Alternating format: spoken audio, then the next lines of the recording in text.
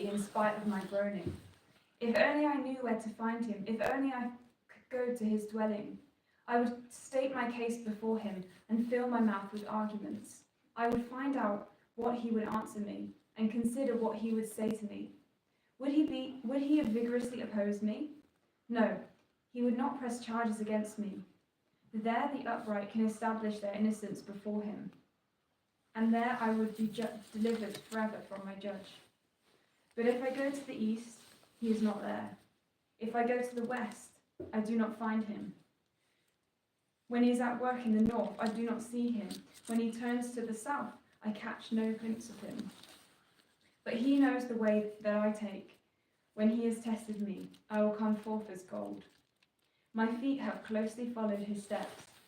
I have kept to his side without turning aside. I have not departed from the commands of his lips. I have treasured the words of his mouth more than my daily bread. But he stands alone, and who can oppose him? He does whatever he pleases. He carries out his decrees against me, and many such plans he still has in store. That is why I am terrified before him. When I think of all this, I fear him. God has made my heart faint. The Almighty has terrified me. Yet I am not silenced by the darkness, by the thick darkness that covers my face. Why does the Almighty not set times for judgment? Why must those who know him look in vain for such days? There are those that move boundary stones. They pasture flocks they have stolen.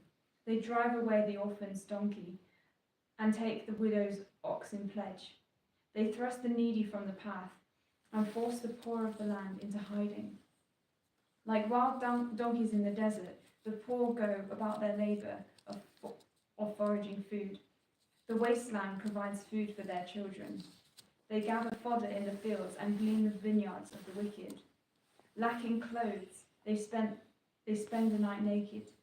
They have nothing to cover themselves in the cold. They are drenched by mountain rains and hug the rocks for lack of shelter. The fatherless child is snatched from the breast. The infant of the poor is seized for a debt. Lacking clothes, they go about naked. They carry the sheaves, but still go hungry. They crush olives on the terraces. They tread the winepress, yet suffer thirst. The groans of the dying rise from the city, and the souls of the wounded cry out for help. But God charges no one with wrongdoing. There are those that rebel against the light, who do not know its ways, or stray in its paths. When daylight is gone, the murderer rises up, kills the poor and needy, and in the night steals forth like a thief. The eye of the adulterer watches for dusk. He thinks, no one will see me, and he keeps his face concealed. In the dark, thieves break into houses, but by day they shut themselves in, and they want nothing to do with the light. For all of them, midnight is their morning. They make friends with the terrors of darkness. Yet they are foam on the surface of the water.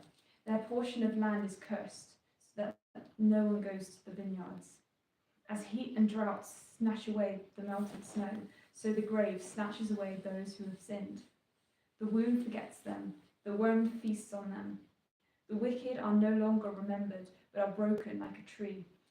They prey on the barren and the childless woman, and to the widow they show no kindness. But God drags away the mighty by his power. Though they have become established, they have no assurance of life. He may let them rest in a feeling of security, but his eyes are on their ways.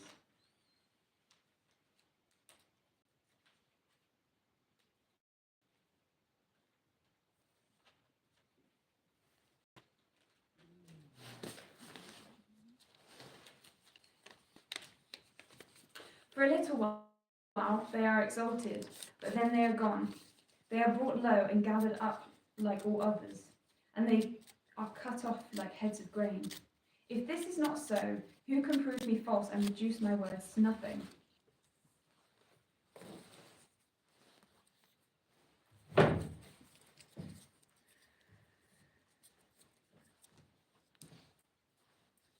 Then Bildad the Shuhite replied, Dominion and all belong to God. He establishes order in the heights of heaven. Can his forces be numbered? On whom does his light not rise? How then can a mortal be righteous before God? How can one born of woman be pure? Even if the moon is not bright, and the stars are not pure in his eyes. How much less a mortal, who is but a maggot, a human being, who is only a worm? Then Job replied, how have you helped the powerless? How have you saved the arm that is feeble? What advice you have offered to one without wisdom? And what great insight have you displayed? Who has helped you utter these words? And whose spirit spoke from your mouth? The dead are in deep anguish, those beneath the waters and all that live on them. The realm of the dead is naked before God. Destruction lies uncovered. He spreads out the northern skies over empty space. He suspends the earth over nothing. He wraps up the waters in his clouds, yet the clouds do not burst under their weight. He covers the face of the full moon, spreading his clouds over it. He marks out the horizon on the face of the waters for a boundary between light and darkness. The pillars of the heavens quake against his rebuke. By his power he churned up the sea. By his wisdom he cut Rahab to pieces. By his breath the skies became fair. His hand pierced the gliding serpent. And these are the outer fringes of his words. How faint the whisper we hear of him. Who then can understand the thunder of his power? And Job continued his discourse. As surely as God lives, who has denied me justice? The Almighty, who has made my life bitter. As long as I have life within me, the breath of God is in my nostrils. My lips will not say anything wicked, and my tongue will not utter lies. I will never admit you are in the right till I die. I will not deny my integrity. I will maintain my innocence and never let go of it. My conscience will not reproach me as long as I live. May my enemy be like the wicked, my adversary like the unjust. For what hope have the godless when they are cut off? When God takes away their life, does God listen to their cry? When distress comes upon them, will they find delight in the Almighty? When they call on God at all times? I will teach you about the power of God. The ways of the Almighty I will not conceal. You have all seen this yourselves. Why then this meaningless talk? Here is the fate God allots to the wicked. The heritage of a ruthless man receives from the Almighty. However many his children, their fate is the sword. His offspring will never have enough to eat. The plague will bury those who survive him, and their widows will not weep for them. Though he heaps silver up like dust, and clothes like piles of clay, what he lays up the righteous will wear, and the innocent will divide his silver.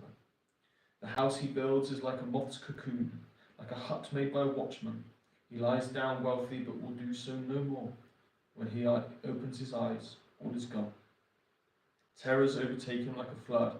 A tempest snatches him away in the night. The east wind carries him off, and he is gone. It sweeps him out of this place. It hurls itself against him without mercy. As he flees headlong from its power, it claps its hands into derision and hisses him out of his place. There is a mine for silver, and a place where gold is refined. Iron is taken from the earth, and copper is smelted from ore. Mortals put an end to the darkness. They search out the farthest recess for ore in the blackest darkness. Far from human dwellings they cut a shaft, in places untouched by human feet. Far from other people they dangle and sway. The earth, from which food comes, is transformed below as by fire. Lapis lazuli comes from its rocks, and its dust contains nuggets of gold. No bird of prey knows that hidden path. No falcon's eye has seen it. Proud beasts do not set foot on it, and no lion prowls there. People assault the flinty rocks with their hands, and lay bare the roots of the mountains. They tunnel through the rock. Their eyes see all treasures. They search the sources of the rivers, and bring hidden things to light. But where can wisdom be found? Where does understanding dwell? No mortal comprehends its worth. It cannot be found in the land of the living. The deep says, "It is not in me." The sea said, "It is not with me." It cannot be bought with the finest gold, nor can its price be weighed out in silver. It cannot be bought with the gold of Ophir, with the precious onyx of lapis lazuli. Neither gold nor crystal can compare with it, nor can it be had for jewels of gold. Coral and jasper are not worthy of mention. The price of wisdom is beyond rubies. The topaz of Cush cannot compare with it. It cannot be bought with pure gold. Where then does wisdom come from? Where does understanding dwell? It is hidden from the eyes of every living thing, concealed even from the birds in the sky. Destruction and death say, only a rumour of it has reached our ears. God understands the way to it, and he alone knows where it dwells, for he views the ends of the earth. He sees everything under the heavens. When he established the force of the wind and measured out the waters, when he made a decree for the rain and a path for the thunderstorm, then he looked at wisdom and appraised it. He confirmed it and tested it. And he said to the human race, the fear of the Lord, that is wisdom, and to shun evil is understanding. Job continued his discourse. How I long for months gone by, for the days when God watched over me, when his lamp shone on my head, and by his light I walked through darkness. Oh, for the days when I was in my prime, when God's intimate friendship blessed my house, when the Almighty was still with me, and my children were around me. My path was drenched with cream, and the rock poured out for me streams of olive oil. When I went to the gate of the city and took my seat in the public place, the young men saw me and stepped aside, and the old men rose to their feet. The chief men refrained from speaking and covered their mouths with their hands. The voices of the nobles were hushed, and their tongues stuck to the roof of their mouths. Whoever heard me spoke well of me, and those who saw me commended me, because I rescued the poor who cried out for help, and the fatherless who had no one to assist them. The one who was dying blessed me. I made the widow's heart sing. I put on righteousness as my clothing. Justice was my robe and my turban. I was eyes to the blind and feet to the lame. I was a father to the needy. I took up the case of the stranger. I broke the fangs of the wicked and snatched the victims from their teeth. I thought, I will die in my own house. My days are numerous as the grains of sand. My roots will reach to the water, and the dew will lie all night on my branches. My glory will not fade. The bow will never ever new in my hand. My glory will not fade. The bow will never be ever new in my hand. People listened to me expectantly, waiting in silence for my counsel. After I had spoken, they spoke no more. My words fell gently on their ears. They waited for me as for showers, and drunk in my words as the spring rain. When I smiled at them, they scarcely believed it. The light in my face was precious to them. I chose the way for them and sat as their chief. I dwelt as a king among his troops. I was like one who comforts mourners. But now they mock me, men younger than I, whose fathers I would have disdained to put with my sheepdogs. Of what use was their strength of their hands to me, since their vigour has gone from them? Haggard for want and hunger, they roamed the parched lands and desolate wastelands at night. In the brush they gathered salt herbs, and their food was the root of the broombush. They were banished from human society, shouted at as if they were thieves. They were forced to live in the dry stream beds, along the rocks, and in the holes of the ground. They brayed along the bushes and huddled in the undergrowth. A base and lameless brood, they were driven out of the land. And now those young men mock me in song, and I have become a byword among them. They detest me and keep their distance. They do not hesitate to spit in my face. Now that God has unstrung my bow and afflicted me, they throw off restraint in my presence. On my right, the tribe attacks me. On my right, the tribe attacks and lays snares for my feet. They build their siege ramps against me. They break up my road. They succeed in destroying me. No one can help him, they say. They advance as though through a gaping breach. Amid the ruins they come rolling in. Terrors overwhelm me. My dignity is driven away as by the wind. My safety vanishes like a cloud. And now my life ebbs away. Days of suffering grip me. Night pierces my bones. My gnawing pains never rest. In his great power, God becomes like clothing to me. He binds me like the neck of my garment, and he throws me into mud. I am reduced to dust and ashes. I cry out to you, God, but you do not answer. I stand up, but you merely look at me. You turn on me ruthlessly. With the might of your hand, you attack me. You snatch me up and drive me before the wind. You toss me about in the storm. I know that you will bring me down to death, to the place appointed for all the living. Surely no one lays a hand on a broken man when he cries out for help in his distress. Have I not wept for those in trouble? Has not my soul grieved for the poor? Yet when I hoped for good, evil came. When I looked for the light, then came darkness. The churning inside me never stops. Days of suffering confront me. I go about blackened, but not by the sun. I stand up in the assembly and cry for help. I have become a brother of jackals, a companion of owls. My skin grows black and peels. My body burns with fever. My lyre is turned to mourning and my pipe to the sound of wailing. I made a covenant with my eyes, not to look lustfully at young women, for that is our lot from God above, our heritage from the Almighty on high. For what is our lot from God above, our heritage from the Almighty on high? Is it not ruin for the wicked, disaster for those who do wrong? Does he not see my ways and count me every step? If I have walked with falsehood, or my foot has hurried after deceit, let God weigh me in honest scales, and he will know that I am blameless. If my steps have turned from the path, if my heart has been led by my eyes, or if my hands have been defiled, that he responds, or my hands have been defiled, then may others eat what I have sown, and may my crops be uprooted. If my heart has been enticed by a woman, or if I have lurked at my neighbour's door, that I may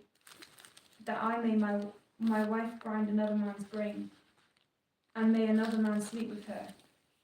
For that would have been wicked, a sin to be judged. It is a fire that burns to destruction. It would have uprooted my harvest. If I have denied justice to any of my servants, whether male or female, when they have a grievance against me, what will I do when God confronts me? What will I answer when called to account? Did not he who made me in the womb make them? Did not the same one form us both within our mothers? If I have denied the desires of the poor, or let the eyes of the widow grow weary, if I have kept my bread to myself, not sharing with the fatherless, but from my youth I reared them as a father would, and from birth I guided the widow. If I have seen anyone perishing for lack of clothing, or the needy without garments, and their heart did not bless me for warming them with the fleece from my sheep, if I have raised my hand against the fatherless, knowing that I have influence in the court, then let my arm fall from my shoulder, let it be broken off at the joint. For I dreaded destruction from God, and for fear of his splendour I could not do such things.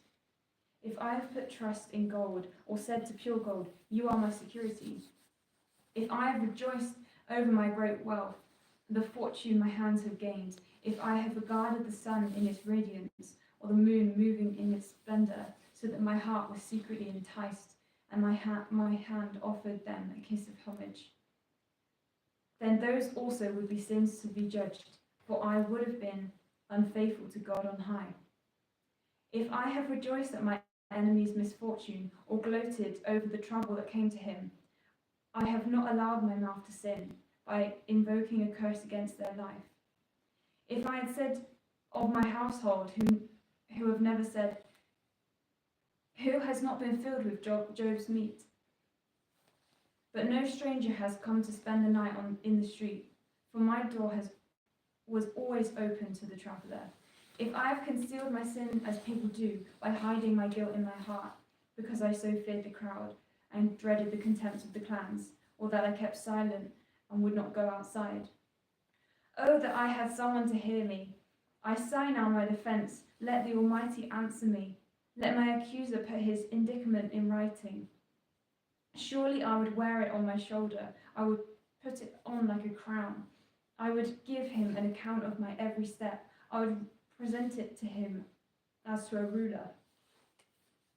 If my hand cries out against me, and all its furrows are wet with tears, if I have devoured its yield without payment, or broken the spirit of its tenants, then let the briars come up instead of wheat, and stinkweed instead of barley.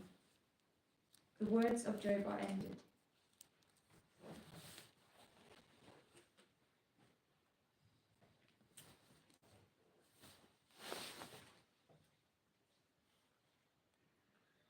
So these three men stopped answering Job because he was righteous in his own eyes.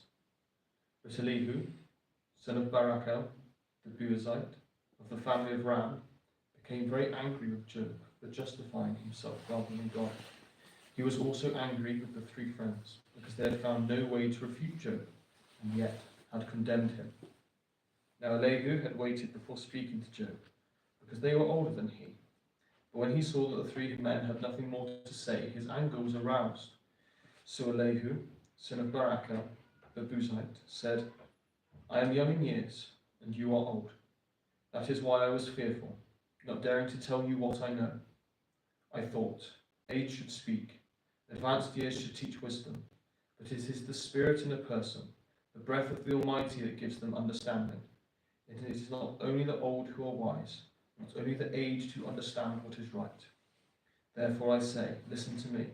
I too will tell you what I know. I waited while you spoke. I listened to your reasoning. While you were searching for words, I gave you my full attention. But not one of you has proved Job wrong. None of you has answered his arguments. Do not say, we have found wisdom. Let God, not a man, refute him. But God has not marshalled his words against me, and I will not answer him with your arguments. They are dismayed and have no more to say. Words have failed them. Must I wait, now that they are silent, now that they stand there with no reply? I too will have my say. I too will tell what I know, for I am full of words, and the spirit within me compels me. Inside I am like bottled up wine, like new wineskins ready to burst. I must speak and find relief. I must open my lips and reply. I must show no partiality, nor will I flatter anyone. For if I were skilled in flattery, my Maker would soon take me away. But now, Job, listen to my words. Pay attention to everything I say. I am about to open my mouth. My words are on the tip of my tongue. My words come from an upright heart. My lips sincerely speak what I know. The Spirit of God has made me. The breath of the Almighty gives me life. Answer me then, if you can. Stand up and argue your case before me. I am the same as you in God's sight. I too am a piece of clay. No fear of me should alarm you, nor should my hand be heavy on you. For you have said in my hearing, I heard the very words, I am pure, I have done no wrong, I am clean and free from sin. Yet God has found fault with me. He considers me his enemy. He fastens my feet in shackles. He keeps close watch on all my paths. But I tell you, in this you are not right, for God is greater than any mortal. Why do you complain to him? That he responds to no one's word, for God does not speak. No, now one way, now another, though no one perceives it, in a dream, in a vision of the night, when deep sleep falls on people, as they slumber in their beds, he may speak in their hearts and terrify them with warnings, to turn them from wrongdoing and keep them from pride, to preserve them from the pit, their lives from perishing by the sword. Or someone may be chastened on a bed of pain, with constant distress in their bones, so that their body finds food, a repulsive, and their soul loathes the choicest meal. Their flesh wastes away to nothing, and their bones once hidden now stick out. They draw near to the pit. and their life to the messengers of death. Yet if there is an angel at their side, a messenger, 1 out of 1,000, sent to tell them how to be upright, and he is gracious to that person and says to God, spare them from going down to the pit. I have found a ransom for them. Let their flesh be renewed like a child's. Let them be restored as in the days of their youth. Then that person can pray to God and find favour with him. They will see God's face and shout for joy. He will restore them to full well-being, and they will go to others and say, I have sinned. I have perverted what is right, but I did not get what I deserved. God is delivering me from going down to the pit, and I shall live to enjoy the light of life.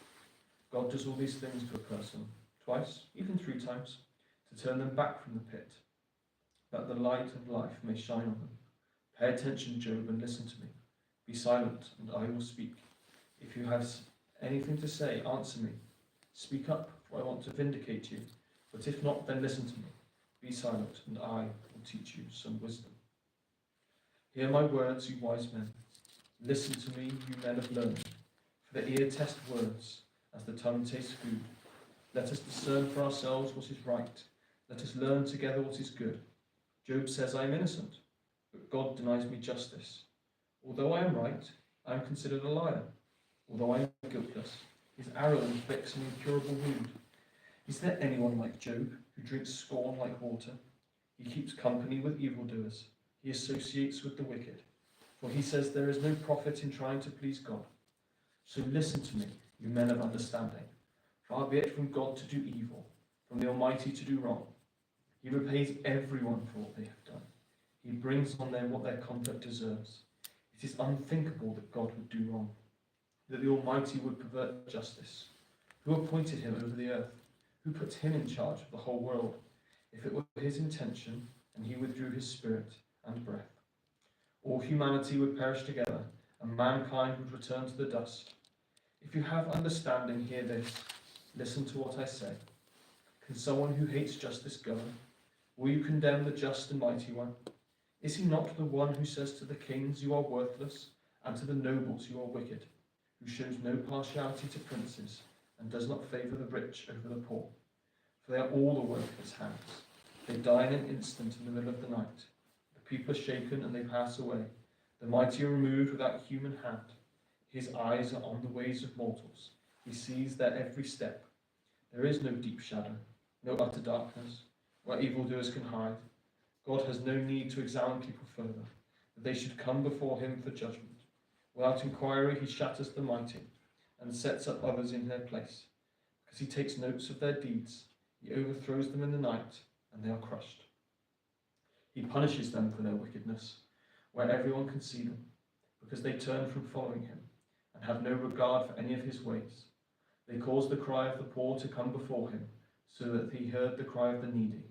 But if he remains silent, who can condemn him? If he hides his face, who can see him? Yet he is over individual and nation alike, to keep the godless from ruling, from laying snares for the people. Suppose someone says to God, I am guilty, but will offend no more. Teach me what I cannot see. If I have done wrong, I will not do so again. Should God then reward you on your terms? When you refuse to repent, you must decide, not I. So tell me what you know. Men of understanding declare, wise men who hear me say to me, Job speaks without knowledge, his words lack insight. Oh, that Job might be tested to the utmost for answering like a wicked man. To his sin he adds rebellion. Scornfully he claps his hands among us and multiplies his words against God. Then Elihu said, do you think this is just? You say, I am right, not God. And yet you ask him, what profit is it to me? And what do I gain by not sinning? I would like to reply to you and your friends with you. Look at the heavens and see. Gaze in the clouds so high above you. If you sin, how does that affect him? If your sins are many, what does that do to him? If you are righteous, what do you give to him? Or what does he receive from your hand? Your wickedness only affects humans like yourself, and your righteousness only other people. People cry out under a load of oppression. They plead for relief from the arm of the powerful. But no one says, "Where is God, my master, who gives songs in the night, who teaches us more than he teaches the beasts of the earth, and makes us wiser than the birds in the sky?" He does not answer when people cry out, because of the arrogance of the wicked. Indeed, God does not listen to their empty plea. The Almighty pays no attention to it. How much less, then, will he listen when you say that you do not see him, that your case is before him and you must wait for him, and further that his anger never punishes, and he does not take the least notice of wickedness. So Job opened his mouth with empty talk. Without knowledge he multiplies words. Elihu continued, "Bear with me a little longer, and I will show you that there is more to be said in God's behalf. I get my knowledge from afar. I will ascribe justice to my Maker. Be assured that my words are not false. One who has perfect knowledge is with you. God is mighty, but despises no one. He is mighty and firm in his purpose. He does not keep the wicked alive, but gives the afflicted their rights. He does not take his eyes off the righteous. He enthrones them with kings and exalts them forever. But if people are bound in chains, he holds fast by cords of affliction. But if people are bound in chains, held fast by cords of affliction, he tells them what they have done, that they have sinned arrogantly. He makes them listen to correction and commands them to repent of their evil. If they obey and serve him, they will spend the rest of their days in prosperity and their years in contentment. But if they do not listen, they will perish by the sword and die without knowledge. The godless in heart harbor resentment. Even when he fetters them, they do not cry out for help. They die in their youth along male prostitutes of the shrines. But those who suffer, he delivers in their suffering. He speaks to them in their affliction. He is wooing you from the jaws of distress to a spacious place, free from restriction, to the comfort of your table, laden with choice food. But now you are laden with the judgment due to the wicked. Judgment and justice have taken hold of you. Be careful that no one entices you by riches.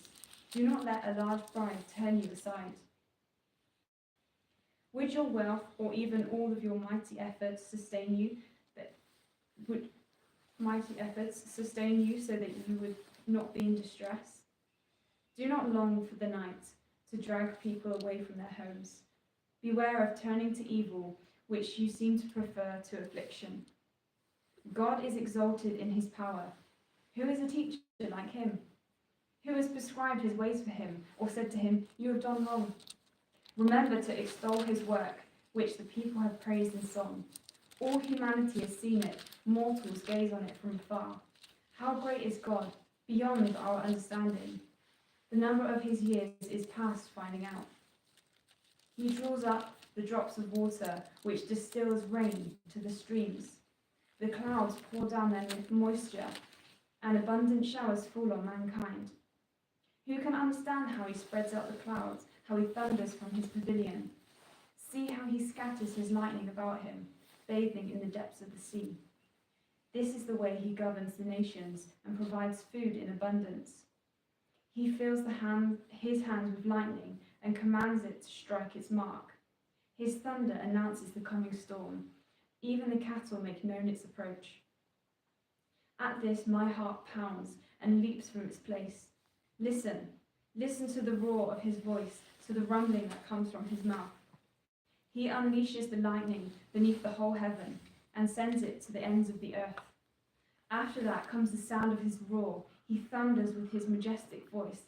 When his voice resounds, he holds nothing back. God's voice thunders in marvelous ways. He does great things beyond our understanding. He says to the snow, "Fall on the earth," and to the rain, "Shower."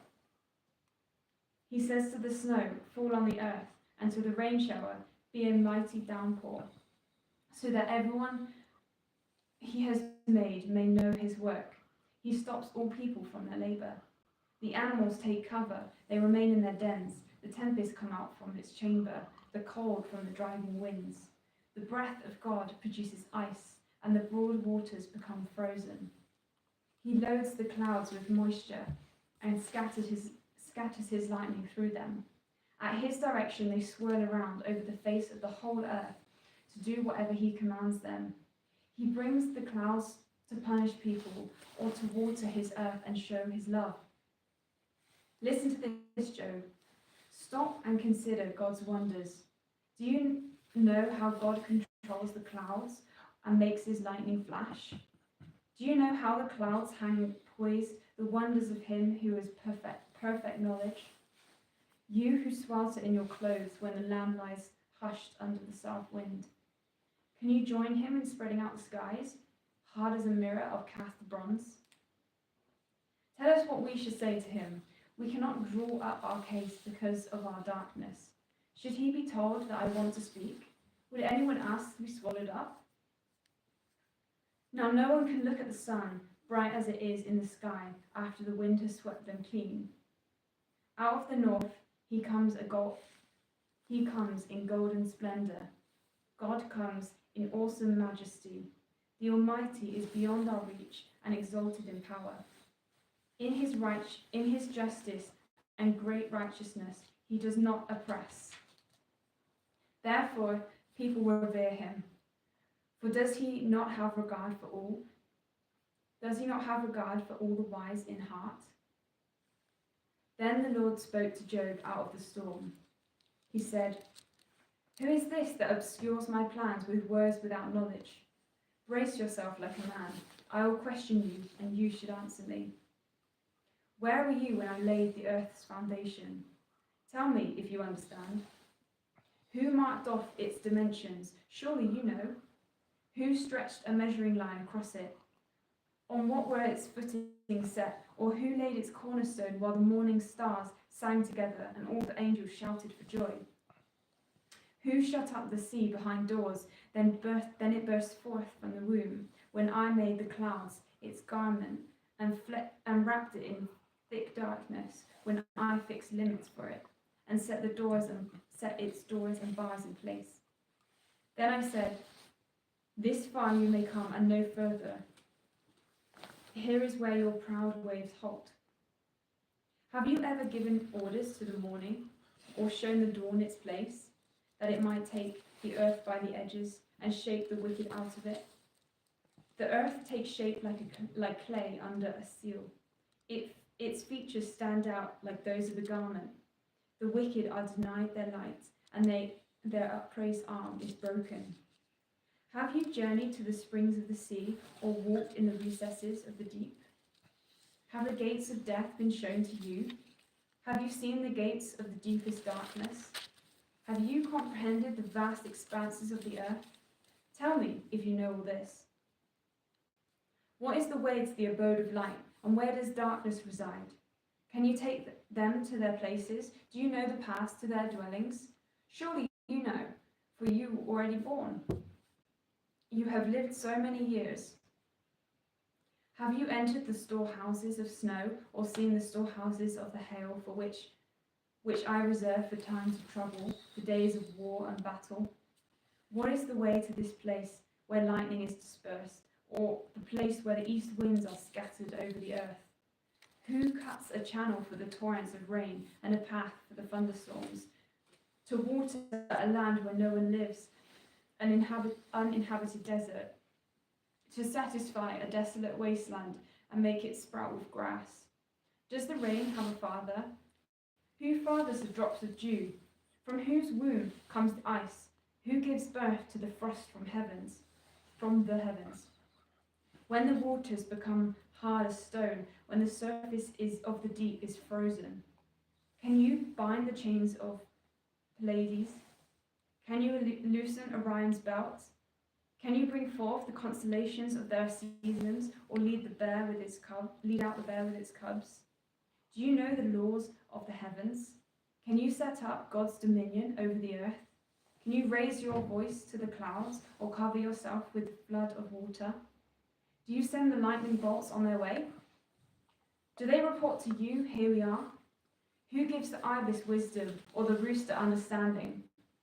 Who has the wisdom to count the clouds? Who can tip over the water jars of heaven when the dust becomes hard and the clods of earth stick together? Do you hunt and pray for lionesses and satisfy the hunger of the lions when they crouch in their dens or lie in wait in the thicket? Who provides food for the raven when its young cry out to God and wander about for lack of food? Do you know when the mountain goats give birth? Do you watch when the doe bears her fawn? Do you count the months till they bear? Do you know what time they give birth? They crouch down and bring forth their young. Their labour pains are ended. They young thrive and grow strong in the wilds. They leave and do not return. Who let the wild donkey go free? Who untied its ropes? I gave it the wasteland as its home, the salt flats as its habitat. It laughs at the commotion in the town. It does not hear a driver's shout. It ranges the hills for its pasture and searches for any green thing. Will the wild ox consent to serve you? Will it stay by your manger at night? Can you hold it to the furrow with a harness? Will it till the valleys behind you? Will you rely on it for its great strength? Will you leave your heavy work to it? Can you trust it to haul your grain and bring it to your threshing floor? The wings of the ostrich flap joyfully, though they cannot compare with the wings and feathers of the stork. She lays her eggs on the ground and lets them warm in the sand, unmindful that a foot may crush them, that some wild animal may trample them. She treats her young harshly, as though they were not hers. She cares not that her labour was in vain, for God did not endow her with wisdom, or give her a share of good sense. Yet when she spreads her feathers to run, she laughs at horse and rider.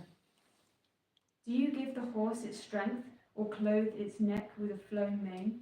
Do you make it leap like a locust, striking terror with its proud snorting?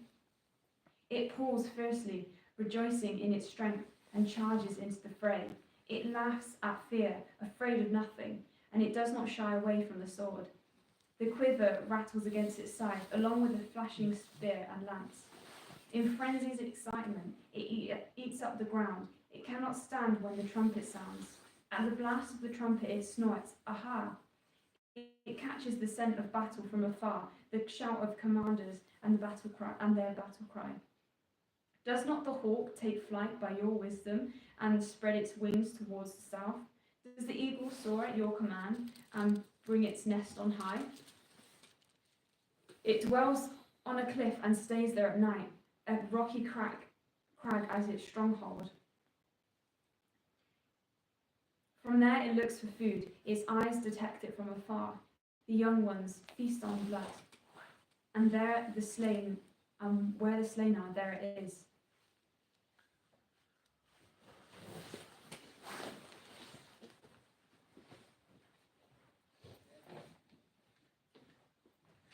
The Lord said to Job, "Will the one who contends with the Almighty correct him? Let him who accuses God answer him." Then Job answered the Lord, "I am unworthy. How can I reply to you? I put my hand over my mouth. I spoke once, but I have no answer. Twice, but I will say no more." Then the Lord spoke to Job out of the storm. "Brace yourself like a man. I will question you, and you shall answer me. Would you discredit my justice? Would you condemn me to justify yourself? Do you have an arm like God's, and can your voice thunder like his? Then adorn yourself with glory and splendour, and clothe yourself in honour and majesty. Unleash the fury of your wrath. Look at all who are proud and bring them low. Look at all who are proud and humble them. Crush the wicked where they stand. Bury them all in the dust together. Shroud their faces in the grave. Then I myself will admit to you that your own right hand can save you. Look at Behemoth, which I made along with you, which feeds on grass like an ox. What strength it has to its loins, what power in the muscles of its belly. Its tail sways like a cedar, the sinews of its thighs are close to knit.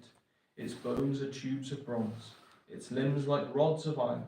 It ranks first among the works of God, yet its maker can approach it with his sword. The hill brings in their prey, and the wild animals play nearby. Under the lotus plant it lies, hidden among the reeds in the marsh. The lotuses conceal it in their shadow. The poplars by the stream surround it. A raging river does not alarm it. It is secure, though the Jordan should surge against its mouth. Can anyone capture it by the eyes, or trap it and pierce its nose? Can you pull in Leviathan with a fishhook, or tie down its tongue with rope? Can you put a cord through its nose, or pierce its jaw with a hook? Will it keep begging you for mercy? Will it speak to you with gentle words? Will it make an agreement with you for you to take it as your slave for life? Can you make a pet of it like a bird, or put a leash on it for the young women of your house? Will traders barter for it? Will they divide it up among the merchants? Can you fill its hide with harpoons, or its head with fishing spears? If you lay a hand on it, you will remember the struggle and never do it again. Any hope of subduing it is false. The mere sight of it is overpowering. No one is fierce enough to rouse it. Who then is able to stand against me? Who has a claim against me that I must pay? Everything under heaven belongs to me. I will not fail to speak of Leviathan's limbs, its strength and its graceful form. Who can strip off its outer coat? Who can penetrate its double coat of armour? Who dares open the door of its mouth, ringed with fearsome teeth? Its back rows of shields tightly sealed together. Each is so close to the next that no air can pass between. They are joined fast to one another. They cling together and cannot be parted. Its snorting throws out flashes of light. Its eyes are like the rays of dawn. Flames stream from its mouth. Sparks of fire shoot out. Smoke pours from its nostrils, as from a boiling pot over burning reeds. Its breath sets coals ablaze, and flames dart from its mouth. Strength resides in its neck. Dismay goes before it. The folds of its flesh tightly joined. They are firm and immovable. Its chest is hard as rock, hard as a lower millstone. When it rises up, the mighty are terrified. They retreat before its thrashing. The sword that reaches it has no effect, nor does the spear or the dart or the javelin. Iron it treats like straw, and bronze like rotten wood. Arrows do not make it flee. Sling stones are like chaff to it. A club seems to it but a piece of straw. It laughs at the rattling of the lance. It undersides a jagged potsherds, leaving a trail in the mud like a threshing sledge. It makes the depth churn like a boiling cauldron, and stirs up the sea like a pot of ointment. It leaves a glistening wake behind it. One would think the deep had white hair. Nothing on earth is its equal, a creature without fear. It looks down on all that are haughty. It is king over all that are proud. Then Job replied to the Lord, I know you can do all things. No purpose of yours can be thwarted. You asked, who is this that obscures my plans without knowledge? Surely I spoke of things I did not understand, things too wonderful for me to know. You said, listen now, and I will speak. I will question you, and you shall answer me. My ears had heard of you, but now my eyes have seen you. Therefore I despise myself, and repent in dust and ashes. After the Lord had said these things to Job, he said to Eliphaz, the Temanite, I am angry with you and your two friends, because you have not spoken the truth about me, as my servant Job has. So now take 7 bulls and 7 rams, and go to my servant Job, and sacrifice burnt offerings for yourselves. My servant Job will pray for you, and I will accept his prayer, and not deal with you according to your folly. You have not spoken the truth about me, as my servant Job has. So Eliphaz the Temanite, Bildad the Shuhite, and Zophar the Naamathite did what the Lord told them, and the Lord accepted Job's prayer. After Job had prayed for his friends, the Lord restored his fortunes and gave him twice as much as he had before. All his brothers and sisters and everyone who had known him before came and ate with him in his house. They comforted and consoled him over all the trouble the Lord had brought on him, and each one gave him a piece of silver and a gold ring. The Lord blessed the latter part of Job's life more than the former part. He had 14,000 sheep, 6,000 camels, 1,000 yoke of oxen, and 1,000 donkeys. And he also had 7 sons and 3 daughters. The first daughter he named Jemima, the second Keziah, and the third Keren Happuch. Nowhere in all the land were there found women as beautiful as Job's daughters, and their father granted them an inheritance along with their brothers. After this, Job lived 140 years, and saw his children and their children to the 4th generation. And so Job died, an old man and full of youth.